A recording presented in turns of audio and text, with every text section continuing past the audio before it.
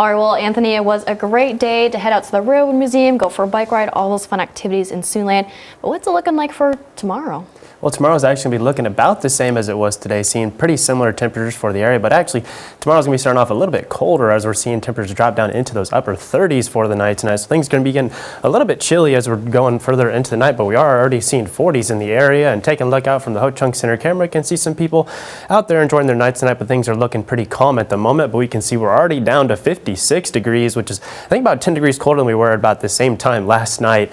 And we do have that 10-mile-an-hour northerly wind that's not affecting our feels like here, but a couple other places are seeing their feels like starting to get affected as we're getting cooler, because like I mentioned, we are seeing quite a few places already getting into those 40s, seeing a 45 up there in Sheldon, 46 in Storm Lake, and not quite as cold but still cooler off to the west, seeing a 50 out there in Bloomfield. And like I said, as we're dropping down to those 30s, we're seeing some more dry air in the area, so we're not going to be seeing anything for fog or frost forming tonight, but we do see those dew points up in the 20s. So like I said, the dry air just continuing to stay in the area with that cold northerly wind still making their way through the area, mainly between 5 to 10 miles an hour, seeing an 11-mile-an-hour wind up there in Orange City, but it's not affecting for too much, except as we're dropping colder, it will start to affect those temperatures more, as we're starting to see a couple places feeling like low 40s, with the 41 for feels like in Sheldon and 41 for feels like there in Storm Lake to match it.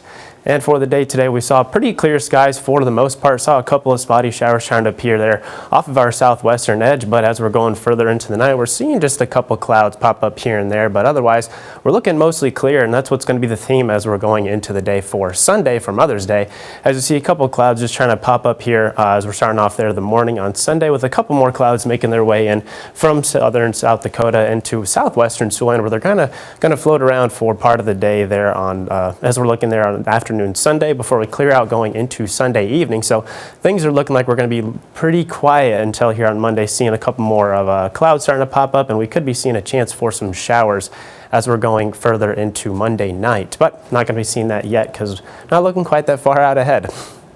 Tonight's low is going to be down around 37 degrees. So like I said, things are going to be quite cold to start off the day up for Sunday. So might need a bit of a heavier coat in the morning if you're up early. And tomorrow we'll be jumping up right to about 73 degrees. So pretty much similar temperatures for the day today, and breezy conditions as well, as we're seeing those gusts get back up to 30 miles an hour, with those northerly winds just continuing to keep us cool for the day.